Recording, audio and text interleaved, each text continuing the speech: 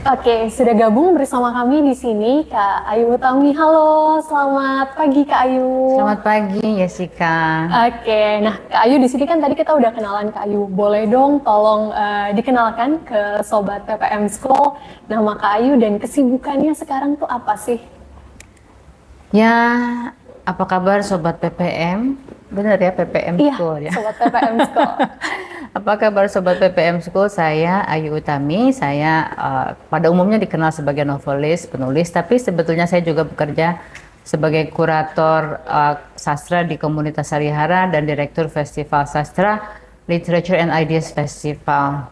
Oke. Itu suatu festival sastra dan gagasan yang diadakan tiap 2 tahun sekali. Oke, ternyata semuanya tuh terkait sastra ya Kak Ayu ya? Ternyata kemudian. Dan boleh dong Kak Ayu diceritakan ke kita kenapa sih Kak Ayu memilih jalur menjadi seorang sastrawan nih atau penulis nih Kak Ayu? Sebetulnya kalau memilih banget enggak juga, karena dalam hidup kan kita sebetulnya bereaksi terhadap kita bereaksi terhadap peristiwa-peristiwa ya. Jadi, tapi saya senang membaca dari kecil, saya senang menulis, terus kemudian saya mencoba beberapa pekerjaan dan saya merasa paling cocok itu bekerja sebagai wartawan. Di situ saya merasa, ini tempat saya yang cocok. Nah, tapi sebetulnya kesibukan sebagai wartawan tidak mengizinkan saya untuk menjadi penulis novel ketika itu, karena sibuk banget kan ya, kita suka deadline dan kadang-kadang harus pulang pagi atau malah nggak pulang sama sekali dari kantor. Kemudian terjadi peristiwa politik pemberedelan majalah Tempo ketika itu, terus saya jadi aktivis dong, kita berjuang melawan Soeharto ketika itu. Terus saya dipecat, beberapa teman saya masuk penjara. Nah, saat itulah saya punya waktu untuk menulis novel. Dan ketika Soeharto jatuh, saya memutuskan untuk tidak kembali menjadi wartawan. Saya mau jadi penulis novel dan bekerja di dunia kesenian. Oke, berarti memang ada momennya yang membuat Kak Ayu memutuskan untuk bekerja di dunia kesenian ini. Ada peristiwa yang di luar rencana kita, kita tinggal bereaksi, kita mau apa, tapi kita selalu punya kesempatan mengambil pilihan. Misalnya saya boleh aja mengambil pilihan untuk menjadi wartawan kembali, boleh kan? Betul-betul, oke. Nah, Kak Ayu, menurut sudut pandang Kak Ayu, bagaimana sih sebagai seorang penulis mengenai kondisi literasi saat ini untuk anak muda, Kak Ayu? Sebetulnya dengan adanya media digital ya, sekarang kan anak-anak generasi sekarang, bukan generasi sekarang, semua orang mau yang tua maupun yang muda itu kalau mau menulis, membaca itu mudah sekali ya, aksesnya tuh mudah sekali. Yang sulit mungkin adalah kalau mau menjadi pembaca adalah pilihan buku apa yang bisa diambil dari sekian ribu judul yang begitu sering diterbitkan. Terus sebetulnya itu kalau mau jadi pembaca. Kalau mau jadi penulis sebetulnya juga gampang sekali zaman sekarang. Aksesnya banyak, ruang-ruangnya banyak, platformnya banyak. Mungkin jadi sebetulnya zaman sekarang itu jauh lebih ramai dan lebih kaya dibanding zaman dulu. Itu aja sih. Cuma memang kalau saya sendiri punya concern karena di tengah tumpah ruahnya materi bacaan, sekolah itu tidak menyediakan pegangan atau pedoman untuk anak-anak mengenali sejarah pemikiran atau kesusastraan bangsanya sendiri. Itu yang menurut saya keprihatinan saya, dan saya mencoba membuatkan satu metode untuk mengatasi itu sebenarnya. Berarti memang ada tantangan tersendiri ya terkait kondisi literasi di Indonesia saat ini. Misalnya sekarang banyak guru sekolah nanya ke saya, Mbak, gimana sih kita harus ngasih buku apa ke anak-anak gitu. Betul.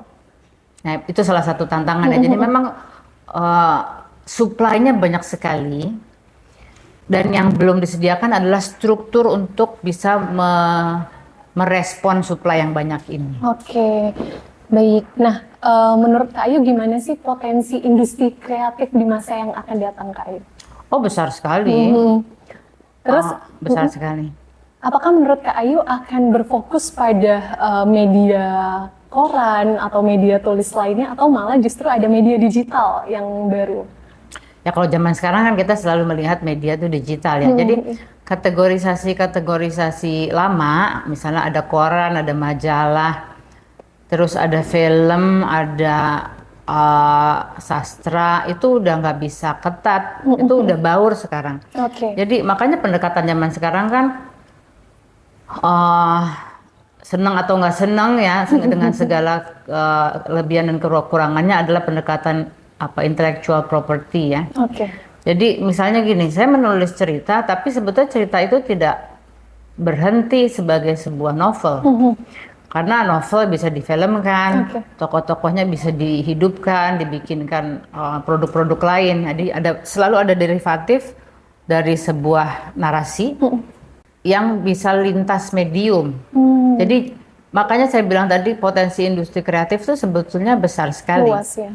Besar sekali, cuma kita memang perlu strategi menurut saya sih untuk menghadapi itu. Kalau enggak, kita hanya akan kebanjiran produk kreatif dari tempat lain dan bukan menjadi produsen produk kreatif kita sendiri. Oke, nah berarti kalau menurut Kak Ayu sendiri transisi dari media yang tadi tuh media koran dan segala macam ke digital itu negatif atau positif Kak Ayu? Itu nggak perlu negatif, nggak perlu positif. Itu bisa positif, bisa negatif. Itu kenyataan aja. Jadi kalau kenyataan itu bukan nilai. Nilai itu kita yang bangun. Jadi kenyataannya dunia itu berubah. Nah sekarang kita mau menjadikannya positif atau negatif itu keputusan kita. Oke. Baik, berarti memang tidak ada yang firm ya Kak Ayu ya antara negatif atau positif nih terkait media tersebut. Bukan firm. Kenyataan tuh ya kayak kita harus hadapi aja. Nilai itu dibikin oleh manusia. Kayak misalnya bencana alam tuh positif atau negatif nggak ada, itu beyond value ya, nggak ada nilainya ya gitu aja. Alam tuh begitu. Sekarang alam sosial kita ada teknologi baru ya itu terjadi. Sekarang kita yang mau bikin positif atau negatifnya. Oke, baik. Nah, Kak Ayu, ada nggak sih peluang bagi kita nih untuk berkontribusi dalam dunia kreatif ini selain sebagai pembaca dan pendengar, Kak Ayu? Dan tentunya meskipun tidak memiliki latar belakang seni atau apapun. Banyak sekali sebetulnya. Kan kalau kita melihat penulis gitu ya, sastrawan Indonesia yang latar belakangnya sastra kan sedikit ya. Jadi sebetulnya nggak kalau untuk dunia kreatif itu sebenarnya itu kan lintas bidang ya. Ya mungkin kalau pemain musik memang latar belakangnya punya disiplin musik kan itu keterampilan teknis ya. Tapi keterampilan berpikir kreatif itu seharusnya melintasi bidang. Jadi berpikir kreatif itu harusnya diajarkan di semua sekolah. Karena dia tidak terkunci di dalam bidang seni, enggak. Dia berpikir kreatif itu dipakai untuk menyelesaikan masalah, untuk membangun visi, membuat desain, dan desain itu ada dimanapun, di marketing desain juga ada gitu ya. Jadi memang harusnya kemampuan berpikir kreatif itu ditanamkan atau dibangun sejak dini di sekolah dasar atau bahkan dari TK atau bisa dari PAUD dan sampai perguruan atau pendidikan tinggi itu ada di semua bidang. Baik. Nah, langkah awalnya gimana tuh Kak Ayu biar kita bisa menjadi kontributor di dunia menulis itu, dunia seni itu? Sebetulnya sekali lagi saya tidak mengatakan bahwa harus masuk ke dunia seni dan dunia sastra gitu ya. Enggak, sama sekali enggak. Caranya gimana? Sebetulnya berpikir kreatif itu kan adalah model berpikir yang tidak dogmatis ya. Betul. Saya punya kelas menulis dan berpikir kreatif dan itu paling susah mengatakan kepada peserta bahwa hukum dalam dunia kreatif itu bukan bersifat perintah dan larangan. Itu orang susah mengerti. Kenapa begitu? Karena dari kecil orang itu diajarin namanya hukum itu sifatnya perintah dan larangan. Padahal dalam dunia kreatif nggak begitu.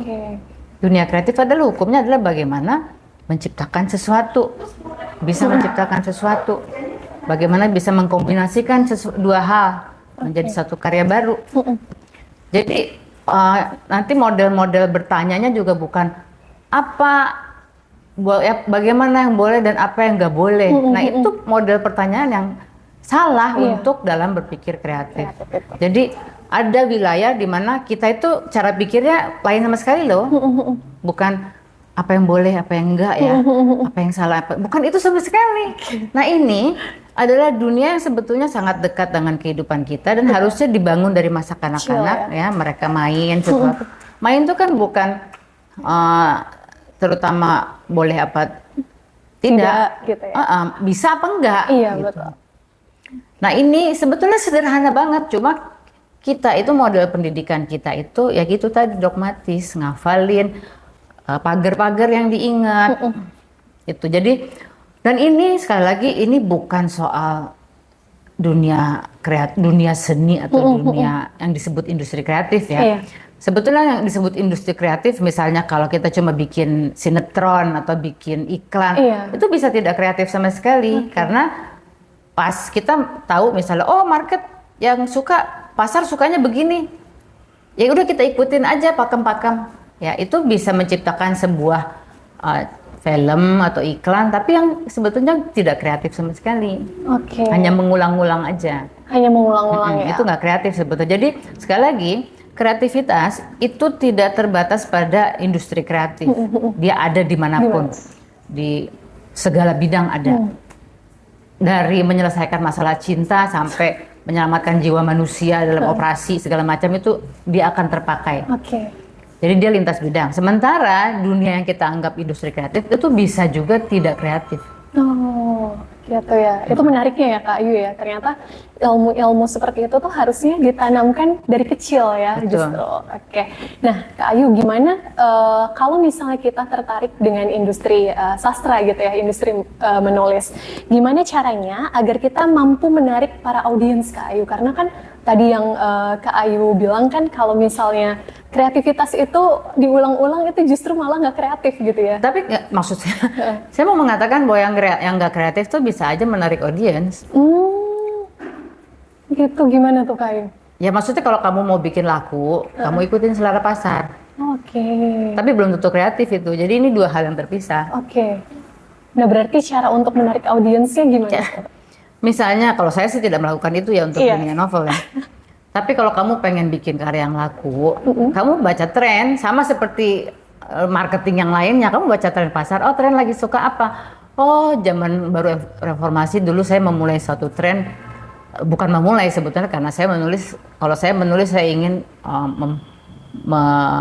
mendalami sesuatu mengenai diri saya ingin jujur dengan diri sendiri. Dan itu belum tentu laku. Tapi pada zaman saya dulu, Saman itu laku sekali dan dia memulai suatu tren mengenai kebebasan. Nah kemudian pasar buku melihat atau penerbit melihat, ternyata buku-buku yang bicara mengenai kebebasan itu laku, apalagi ditulis oleh perempuan. Maka mereka mencari penulis perempuan yang bicara mengenai kebebasan. Maka jadi tren. Tapi tren ini kan berubah, kemudian tren religi, masuklah tren religi.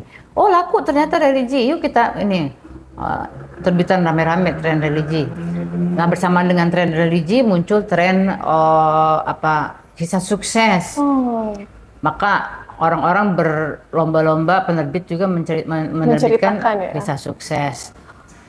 Dan sekarang misalnya ada juga tren cerita hantu.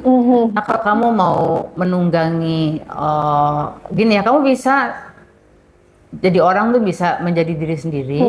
Kalau kamu menjadi diri sendiri belum tentu orang tuh suka sama kamu. Ya nggak apa-apa juga.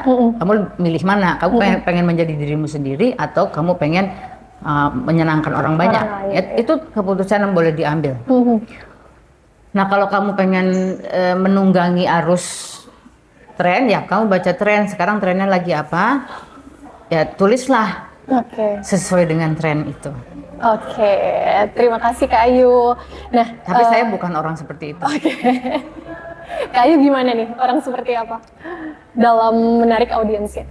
Saya gini, kalau saya harus menarik audiens, saya mungkin akan bicara atau akan menarik bagi audiens yang memang menginginkan kedalaman Oke. dan memang ingin uh, buat saya menulis itu adalah atau dunia seni adalah mencari bentuk estetik bagi kejujuran. Oke. Karena hal yang jujur itu belum tentu estetik. Dia bisa jelek. Kalau kamu misalnya jujur melihat bahwa negeri ini penuh korupsi atau orang tuamu ternyata terlibat korupsi atau melakukan atau terlibat dalam sebuah sejarah gelap gitu, itu kan gak enak. Iya. Dan itu mungkin tidak bisa dikatakan begitu saja tanpa dikatakan dengan bagus, dengan estetik. Betul, betul. Mungkin orang nggak pengen lihat, orang tidak mau mengakui melihat di cermin bahwa dirinya jelek. Nah, seni gunanya buat saya adalah membuat yang jelek itu bisa terlihat dengan cukup orang bisa bearable gitu melihat sesuatu yang mungkin jelek itu. Oke, baik. Menarik sekali Kak Ayu ya, karena kejujurannya itu ternyata ada seninya juga ya Kak. Oke, nah menurut Kak Ayu boleh diceritain dong ke kita gimana sih pengalamannya ketika menghadapi writer block? Ya, writer block itu biasanya bisa terjadi karena beberapa hal ya. Bisa karena seorang pengarang itu terlalu memikirkan pasar, memikirkan orang lain. Sama seperti kalau kita terlalu pengen disenengin sama orang, kita jadi gugup sendiri. Karena kita mikirin ini orang akan seneng sama saya nggak ya? Enggak gitu ya. Jadi kita jadi nggak nyaman, jadi ngeblok sebetulnya. Jadi kalau kita terlalu memikirkan orang banyak suka sama kita, itu salah satu alasan bisa terjadi writer's block. Terus bisa juga writer's block itu karena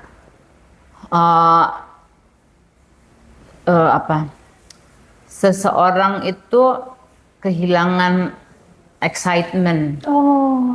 Ketertarikannya. Minatnya. Kalau kayak kok sekarang jadi nggak berarti lagi nulis kayaknya, dan biasanya itu excitement tuh terjadi karena dia merasa udah tahu segala hal. Jadi ini udah tahu, udah nggak menarik lagi. Ya, jadi terus ada beberapa hal penyebab writer's block ya. Bisa juga misalnya writer's block itu karena kurang kemampuan teknis. Misalnya dia sangat bersemangat dengan suatu ide, tapi dia tidak bisa menggarap ide itu. Ya, katakanlah tadi saya mengatakan ada 3 hal menjadi penyebab writer's block. Cara mengatasinya ya kamu harus melihat yang mana nih penyebab writer's block saya. Kalau yang pertama karena terlalu pengen disukai sama orang atau terlalu ingin disukai pembaca, ya relax aja sedikit, coba jadilah dirimu sendiri. Paling enggak, masa sih kita terus-terusan harus menyenangkan orang? Coba cari dulu ke dalam dirimu, apa sih yang menarik dalam dirimu yang belum tergali. Itu jadi dilihat aja masalahnya apa. Kalau memang terlalu pengen disenengin orang, ya udahlah relax lah. Masa sih terus-terusan pengen disenengin sama orang. Terus kalau yang kedua misalnya merasa udah nggak excited lagi, mungkin salahnya adalah kita kurang belajar. Ya mungkin kita memang udah banyak pengetahuan, jadi merasa udah tahu segala hal. Padahal kita selalu tidak tahu sesuatu. Jadi bersikap lebih rendah hati sedikit, mungkin belajar sesuatu yang baru, atau paling tidak mengatakan pada diri sendiri bahwa masih banyak loh hal yang masih bisa dieksplor yang kita belum tahu. Mungkin itu excitementnya bisa timbul lagi. Terus yang ketiga ya, kalau yang persoalannya adalah tidak cukupnya kemampuan teknis, ya bisa ikut kelas menulis kayak gitu untuk bisa melihat atau mengatasi persoalan di level teknis. Nah lalu Kak Ayu gimana caranya nih biar karya yang kita hasilkan nanti itu tidak hanya menjadi suatu karya yang menghibur masyarakat aja, tapi ada nilai positifnya atau ada value yang bisa didapatkan oleh masyarakat? Ya kalau itu ya kamu sendiri harus, jadi gini ya, kita nggak usah menggurui masyarakat. kalau kita mau memberikan value pada masyarakat itu kan sebetulnya juga di balik itu mungkin kita merasa lebih hebat dari orang lain, terus kita mau menggurui dia dengan nilai-nilai yang kita anggap kita punya lebih hebat dari mereka. Nggak perlu begitu. Oke. Maksudnya kalau gitu juga boleh kamu menjadi seorang guru, seorang ustazah, seorang pendeta mau menceramai orang, boleh, itu sah. Tapi bisa juga kita melihat dengan cara lain bahwa kita nggak lagi menggurui orang, tapi kita memang mencari, kita punya pertanyaan-pertanyaan mendasar tentang hidup ini dan kita mau mencari jawabannya. Oke. Kalau kita melakukan itu dan dengan sendirinya sebetulnya proses pencarian jawaban itu akan menghasilkan suatu pendalaman tema yang mungkin filosofis sifatnya tanpa harus memakai teori-teori filsafat. Reflektif, jadi ada kedalaman yang justru mungkin lebih otentik karena kita mencari ke dalam diri sendiri. Oke. Jadi kalau kita terbiasa melakukan refleksi, bertanya mengenai hal-hal di sekitar kita, tidak menerima sesuatu begitu saja, maka dengan sendirinya kita akan menghasilkan suatu proses berpikir yang berharga. Oke. Dan itu jauh lebih otentik daripada kita pengen menceramahi orang. Oke. Betul. Dan hiburan tuh kan macam-macam ya. Ada hiburan yang sangat permukaan. Ada hiburan yang lebih dalam. Nah, kita tidak anti hiburan. Oke. Sebetulnya pencarian tentang diri kita sendiri, ya misalnya pencarian yang sifatnya filosofis itu hiburan juga, cuma karakternya berbeda dari sekadar hiburan yang tadi misalnya lucu-lucu yang gampang gitu, slapstick, prank, atau hiburan-hiburan pakai baju bermerek ya, hiburan. Jadi semuanya sebetulnya hiburan, tapi skalanya atau levelnya berbeda-beda. Oke, baik. Nah, Sobat PPM tadi kita udah diceritakan lebih banyak gitu ya dari Kak Ayu, pengalaman-pengalaman Kak Ayu. Nah, ini Kak Ayu kita udah ada di penghujung acara Kak Ayu.